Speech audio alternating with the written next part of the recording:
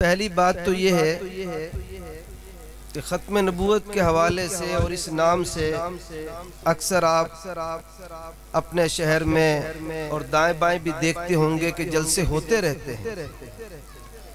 تو سوال یہ ہے کہ اس نام سے کیوں اتنے زیادہ جلسے ہوتے ہیں؟ خاتم الانبیاء، ختم نبوت کانفرنس اور مختلف ناموں سے جس میں اسی عقیدے کا اظہار ہوتا ہے۔ تو بھائی بات سمجھنے کی یہ ہے اس نام سے جو جلسے منعقد کیے جاتے ہیں زیادہ، اس کی وجہ یہ ہے کہ یہ عقیدہ بڑا اہم ہے اور اس عقیدے کے حوالے سے امت مسلمہ کو حساس بنایا جاتا ہے، کیونکہ ہمارے پاس سب سے بڑی نعمت اور دولت ایمان ہے۔ اس ایمان کی بنیاد میں تین عقیدے ہیں: عقیدہ توحید، عقیدہ رسالت اور عقیدہ قیامت۔ عقیدہ توحید، اللہ کو ذات میں اور صفات میں ایک ماننا، یہ سب سے بڑا عقیدہ ہے۔ بڑا یہ ہے، لیکن اہمیت ان تینوں عقائد میں عقیدہ ختم نبوت کی۔ آپ علیہ السلام کو آخری نبی ماننے کا جو عقیدہ ہے، اہمیت اس کی ان دونوں عقیدوں سے زیادہ ہے۔ اس کی وجہ یہ ہے کہ جس کا عقیدہ ختم نبوت ٹھیک نہیں ہے، اس کے باقی دونوں عقیدے بھی ٹھیک نہیں، اور جس کا عقیدہ ختم نبوت آپ علیہ السلام کو آخری نبی ماننے کا عقیدہ ٹھیک ہوا، اس کے باقی دو عقیدے بھی ٹھیک ہوئے۔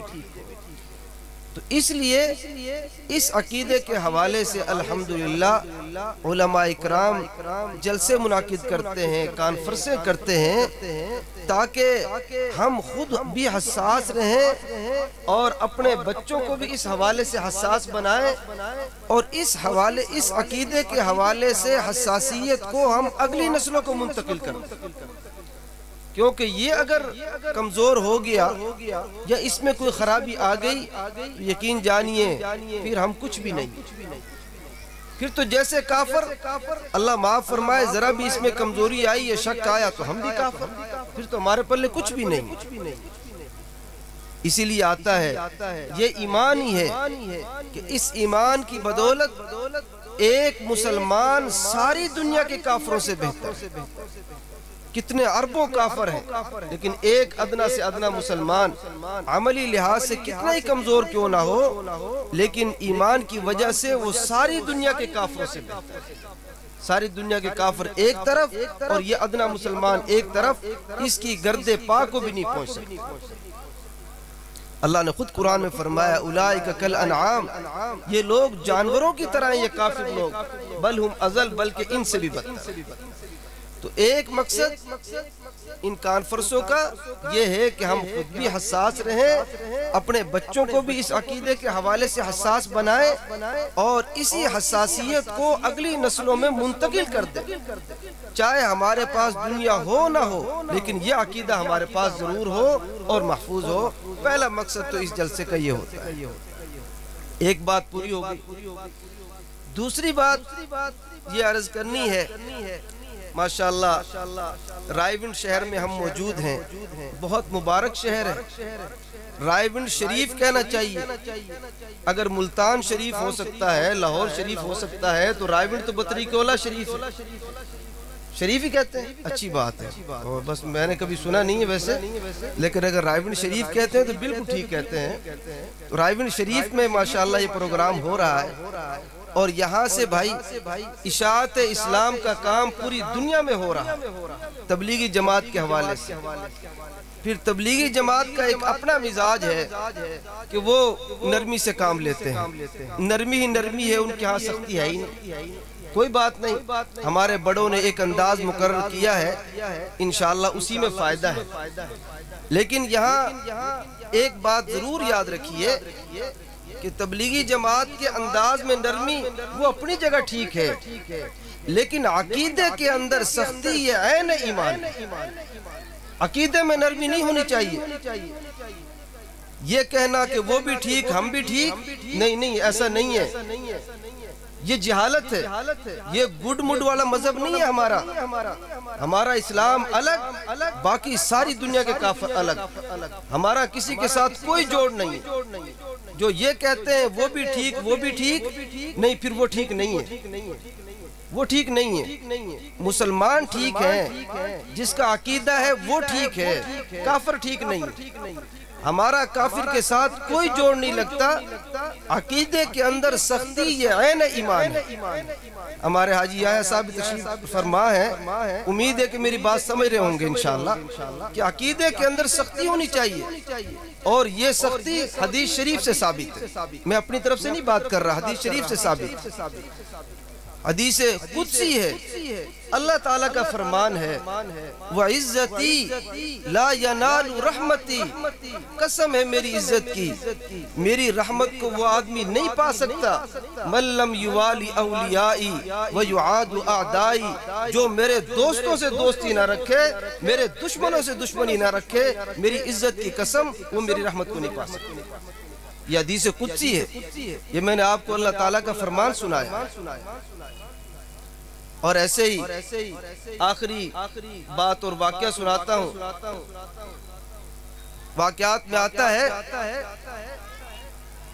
کہ حضرت موسیٰ علیہ السلام کی طرف اللہ تعالیٰ نے وحی بھیجی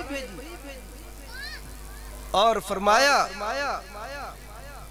یا موسیٰ حل عملت لی عملا قط، کیا تو نے میرے لیے بھی کبھی کوئی عمل کیا ہے؟ اللہ تعالیٰ اپنے پیغمبر کو فرما رہے ہیں، میرے لیے بھی کوئی عمل کیا ہے آپ نے کبھی؟ تو حضرت موسیٰ علیہ السلام نے فرمایا، الہی میرے معبود یا اللہ، کیوں نہیں، میں نے کیا ہے، صلیت لکا وصمت لکا وتصدقت لکا، اور فرمایا کہ میں نے آپ کے لیے نماز پڑھی ہے، آپ کے لیے روزہ رکھا ہے، آپ کے لیے صدقہ خیرات کیا ہے، وذکرت لک، اور میں نے آپ کے لیے ذکر کیا ہے، آپ کو یاد کیا ہے۔ اللہ تعالیٰ نے فرمایا، نہیں، یہ تو نے میرے لیے نہیں کیا، یہ تو نے اپنے لیے کیا ہے۔ اور فرمایا، ان الصلاۃ برہان لک، کہ نماز تو تیرے لیے برہان ہے، دلیل ہے، روزہ تیرے لیے ڈھال ہے، صدقہ خیرات تیرے لیے سایہ ہے۔ اور فرمایا، اس طرح ذکر یہ تو تیرے فائدے کی چیزیں ہیں، ان میں میرے لیے تو کچھ بھی نہیں ہے۔ تو پھر حضرت موسیٰ علیہ السلام نے فرمایا، یا رب دلنی علی عمل ہوا لک، کہ یا اللہ آپ مجھے بتلائیے ایسا عمل کہ جو آپ کے لیے ہو، پھر میں وہی کروں گا جو آپ کے لیے عمل ہے۔ تو آتا ہے کہ اللہ تعالیٰ نے خود فرمایا، حل عادیت لی حل والیت لی ولیا وحل عادیت لی عدوا، کیا تو نے میرے دوست سے دوستی رکھی ہے اور میرے دشمنوں سے دشمنی رکھی ہے؟ انداز لگائیے، باقی چاروں چیزوں کے بارے میں نہیں فرمایا، اس کے بارے میں فرمایا کہ کیا تو نے میرے دوستوں سے دوستی رکھی ہے، میرے دشمنوں سے دشمنی رکھی ہے، یہ میرے لیے عمل۔ اس سے پتہ چلا جیسے اللہ تعالیٰ کے دوستوں سے دوستی رکھنا یہ اللہ تعالیٰ کو محبوب ہے، ایسے ہی میرے محترم بزرگوں اللہ تعالیٰ کے دشمنوں سے دشمنی رکھنا یہ بھی اللہ تعالیٰ کو۔ تو اس لیے دوسری بات یہی ہے کہ ٹھیک ہے تبلیغ میں نرمی ہو، لیکن عقیدے میں کوئی نرمی نہیں ہونی چاہیے، عقیدہ سخت ہونا چاہیے۔ اگر ہمارا کوئی تبلیغی بھائی قادیانیوں سے بھی میل جول رکھتا ہے اور چار چلے اور یہ بھی لگاتا ہے، یقین جانیے خطرے کی بات، کمال کی بات ہے۔ ڈاکٹر کسی چیز کے کھانے سے منع کر دے تو فوراً اس کو یوں سمجھتے ہیں جیسے زہر ہے، اور دین کے معاملے میں علماء منع کر دیں، اس کی کوئی اہمیت نہ ہو، کوئی حیثیت نہ ہو، بڑی خطرے کی بات کام نہیں آئے گی۔ اگر عقیدے کے اندر کمزوری ہوئی، تبلیغ بھی تبھی کام آئے گی جب ہمارا عقیدہ مضبوط اور ہم اس کے اندر سخت۔ کہ بھائی جو ہے وہ کیا نام ہے، نیک اعمال کر کے صالح بن سکتا ہے، شہید ہو سکتا ہے۔ میں اس بات میں اضافہ کر دوں کہ نیک اعمال کر کے آدمی نبی کیوں بن سکتا ہے؟ اس لیے کہ نبوت کسبی چیز نہیں ہے، وہبی چیز۔ نبوت کسبی چیز نہیں، نبوت کچھ کرنے سے نہیں مل سکتی، نبوت اللہ کی عطا ہے، جس کو بنائے بنا دے، اور وہ حضور کو نبی بنا کر اللہ تعالیٰ نے معاملہ ہی ختم کر دیا، بس اب کوئی نبی نہیں بن سکتا۔ تو اللہ تعالیٰ انہی باتوں پر میں اکتفا کرتا ہوں، جو کچھ کہا سنا اس پر مجھ کو بھی اور آپ کو بھی عمل کی توفیق عطا فرمائے۔ آخر میں مبارکباد پیش کرتا ہوں بچوں کے والدین کو اور بھائی مولانا مسرور صاحب کو، انہوں نے بہت اچھے پروگرام کا انعقاد کیا ہے۔ اللہ تعالیٰ معاونین کو، مخلصین، محبین کو دنیا و آخرت میں بہترین جزا عطا فرمائے۔ وآخر دعوانا ان الحمدللہ رب العالمین۔